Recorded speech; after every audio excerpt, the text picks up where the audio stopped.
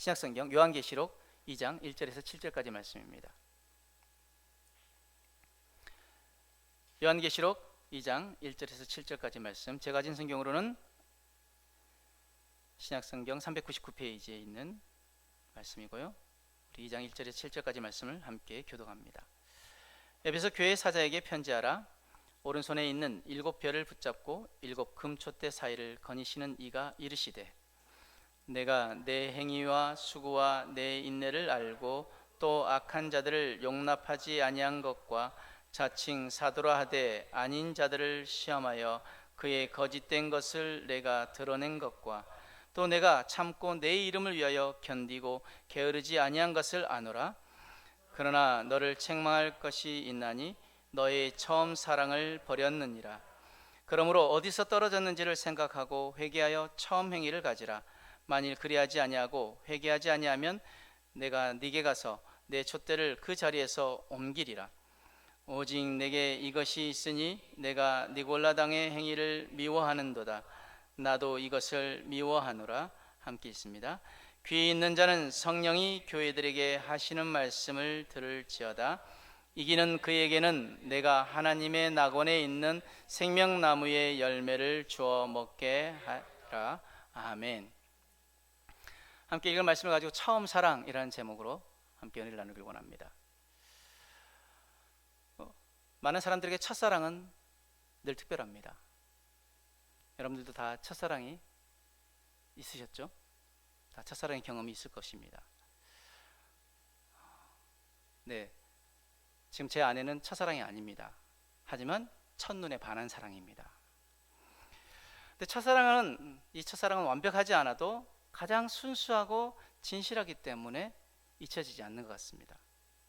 그래서 첫사랑을 떠올리면은 마음이 두근거리고 그때 순수한 감정이 다시 살아납니다. 그런데 여러분, 지금 그 첫사랑 생각하면 아직도 설레시는가요? 시간이 지나면서 그 설렘은 희미해지고 생활 속의 바쁨과 익숙함이 그 감정을 덮어버립니다. 우리의 신앙도 마찬가지입니다. 주님을 처음 만났을 때 그 감격, 그 기쁨, 그 감사, 그래서 눈물이 있고, 그래서 매일 우리 입술에서는 찬양이 흘러나왔는데, 세월이 흐르면서 이제 점점 신앙생활이 익숙해지고 그러다 보니 처음 만났을 때 그 주님의 그 사랑을, 그 주님과의 그 뜨거운 그 감정을 우리가 잊어버리고 점점 그 첫사랑이 무뎌질 수 있습니다. 특별히 오늘 우리가 함께 나눌 에베소 교회, 너무나 훌륭하고 신실한 교회였습니다. 그러나 주님은 그들에게 치명적인 문제 하나를 말씀하십니다. 바로 처음 사랑을 버렸다는 것입니다.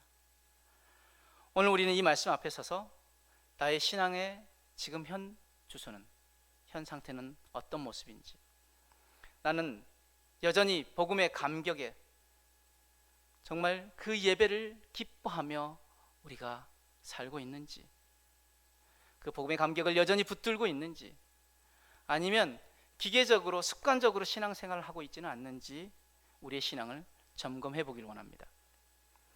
오늘 본문이 있는 계시록 말씀, 이 계시록을 대할 때 많은 성도들이 굉장히 힘들어하고 또 어려워하고 두려워합니다.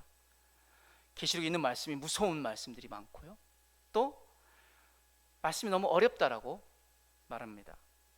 그리고 어떤 분들은 미래에 일어날 일이니까 나와는 상관없다라고 이야기를 합니다. 아직 나 죽을 때까지는 일어날 일이 아니라고 생각하죠. 그러나 여러분 기억하십시오. 주님은 언제 오실지 모릅니다. 그리고 그 안에 담겨있는 비밀이 너무 많아서 수수께끼와 같은 책이라고도 생각합니다.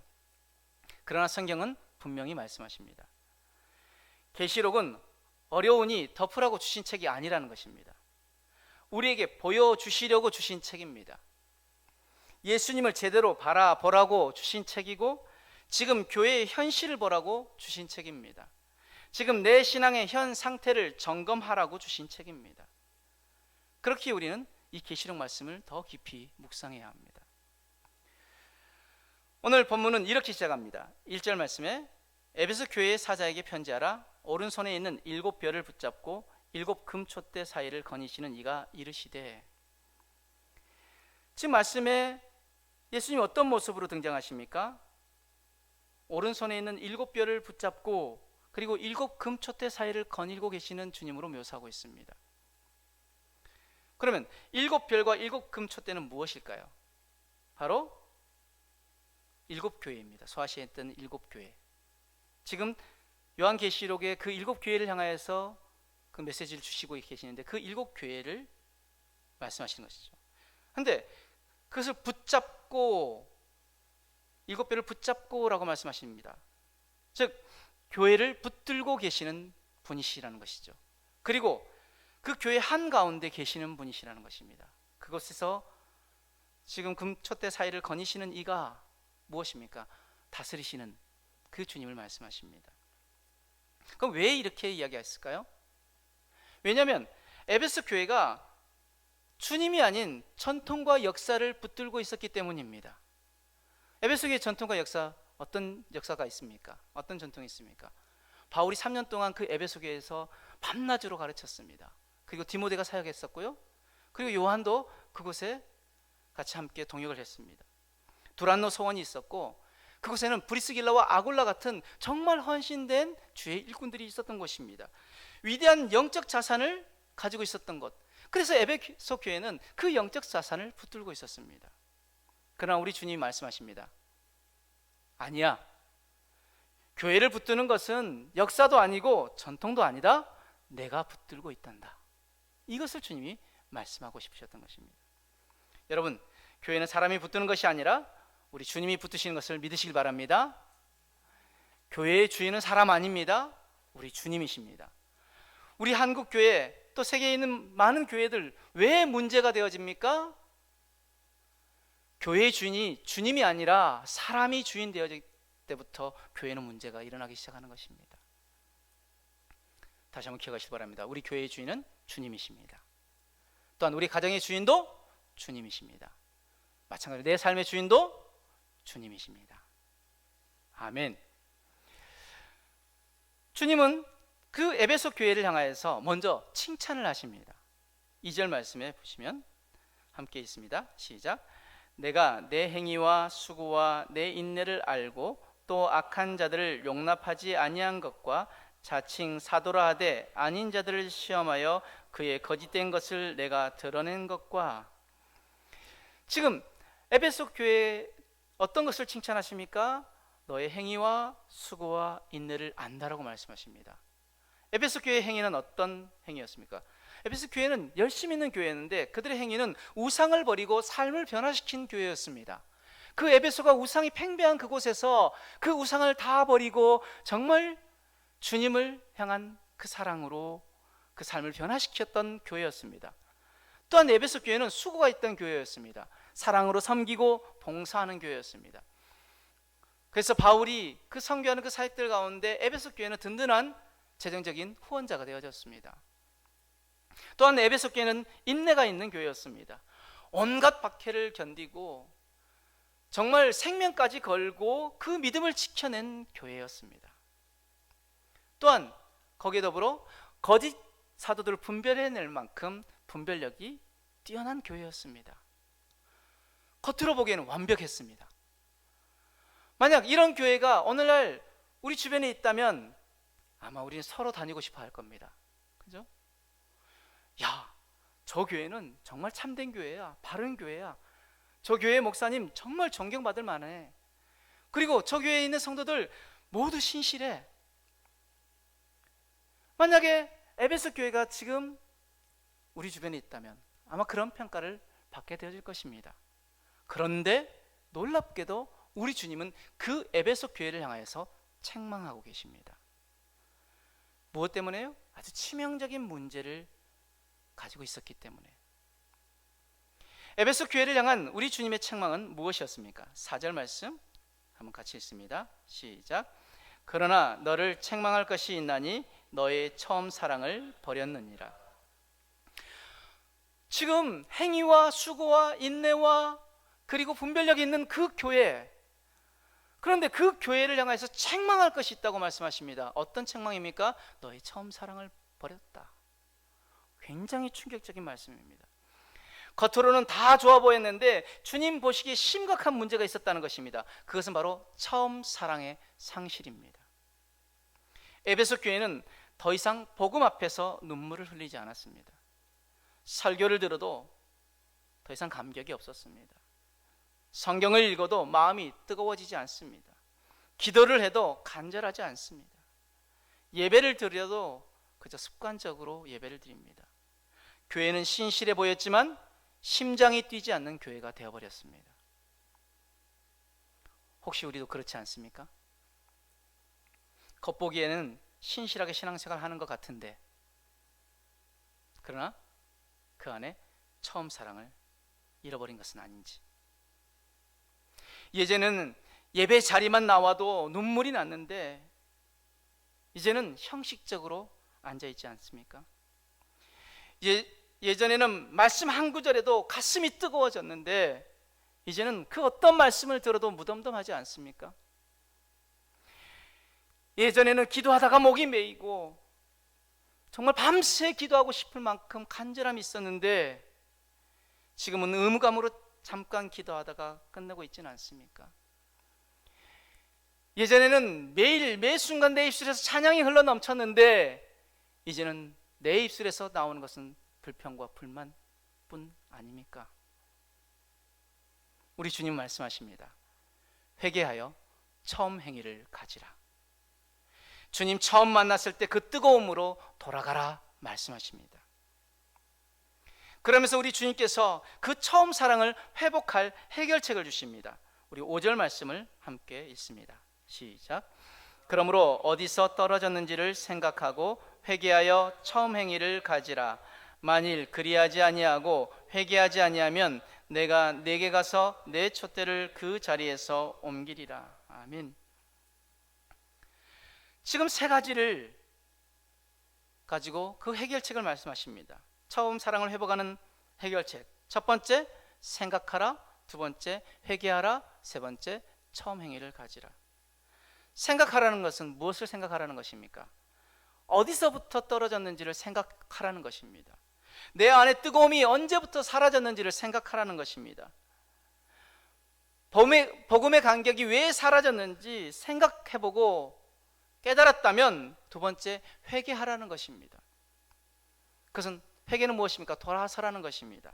여러분, 진정한 회개는요, 잘못된 길로 간 것에 우리가 깨달았고 거기서 돌아서는 것, 여기가 진정한 회개가 아니라요, 있어야 할 그 자리로 다시 돌아오는 것이 진정한 회개입니다.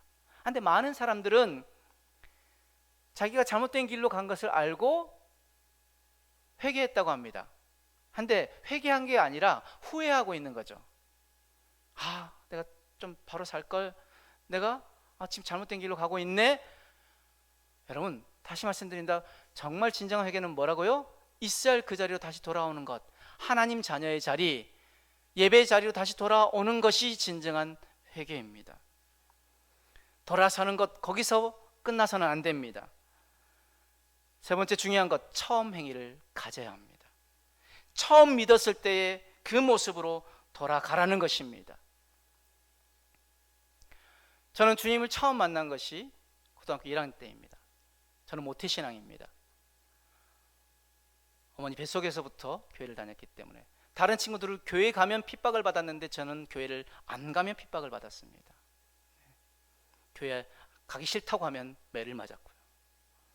근데 늘 그냥 습관적으로 교회를 다녔고, 어렸을 때부터 가정예배, 그리고 뭐 주일예배, 뭐 부흥회, 정말 어렸을 때는 아버지 따라서 정말 유명한 기도원 다니면서 부흥회를 다녔습니다. 그런데 제가 정말 주님을 그냥 아버지 어머니가 말씀해 주신, 교회에서 선생님이 말씀해 주신, 그리고 전사님들이 말씀해 주신 그런 예수님으로만 저는 알고 있었습니다. 그냥 안 거였죠. 체험하지 않았습니다. 못했습니다. 그런데 고등학교 1학년 때 여름 수련회 갔다가 찬양하다가 주님을 만났습니다. 정말 그 주님 만났을 때 그 감격은요, 정말 어떻게 말로 표현할 수가 없습니다. 그래서 저는 찬양할 때 은혜가 있습니다. 왜냐하면 찬양하다 주님 만났기 때문에. 그리고 저의 마지막 간절한 바람은 저는 죽을 때 찬양하다가 주님 앞에 가고 싶습니다.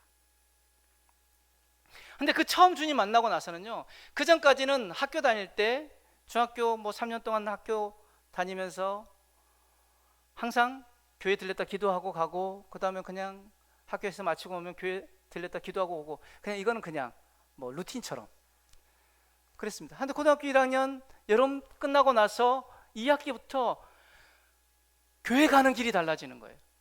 학교 갈 때 교회 빨리 가고 싶은 거예요. 그래서 기도하고 갔다가 와서 정말 빨리 와서 주님 만나고 싶은 거예요. 그래서 학교 마치고 오면은 그 교회 기도의 골방에 들어가서 1시간, 2시간 정말 간절하게 주님 앞에 부르짖고 기도했던 경험이 있습니다. 정말 주님 만나고 싶어가지고 그 주님 앞에 어떻게 하면 내 마음을 표현할까, 표현할 길이 없어서 정말 뛰면서 주님을 찬양했던 경험이 있습니다. 그런데 지금은 그 처음 사랑이 식어졌습니다. 오늘 이 말씀은 여러분 성도님들에게 드리는 말씀뿐만이 아니라 오늘 저에게도 하나님 주신 말씀임을 믿습니다. 처음 행위를 가지라.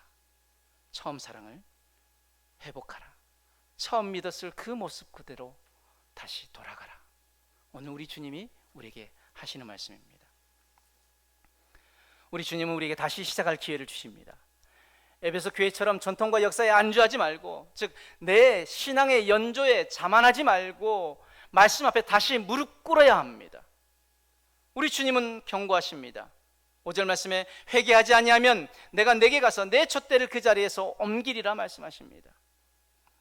사명을 잃은 교회는 역사에서 지워버리겠다는 뜻입니다. 맡겨진 달란트를 묻어두고 목적대로 살지 않는 성도는 주님이 더 이상 사용하지 않으신다는 뜻입니다.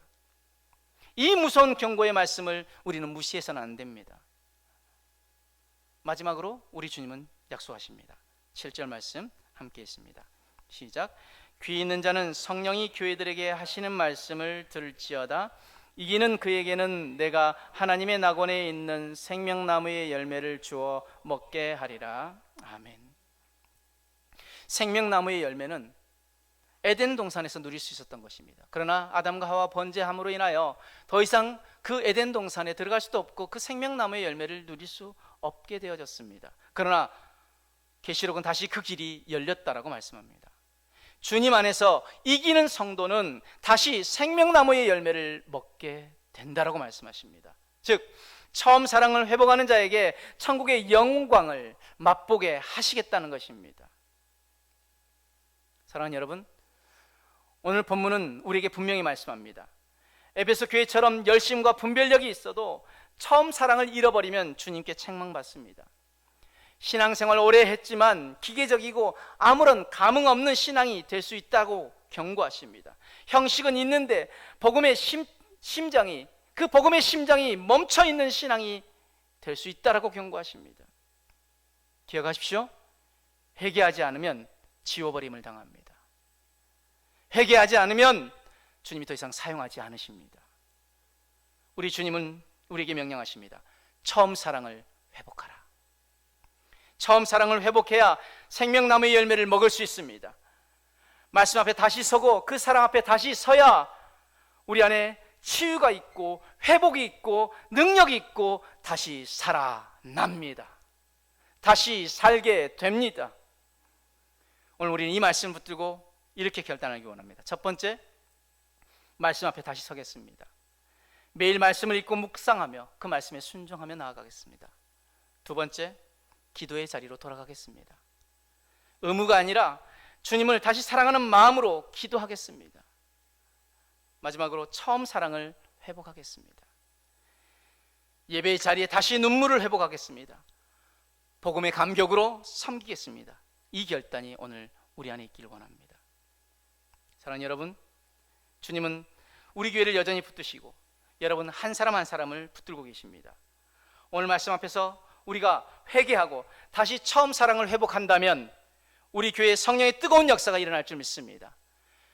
다시 우리 안에 주님을 향한 그 열정들이 다시 샘솟아 날 줄 믿습니다. 처음 사랑을 회복합시다.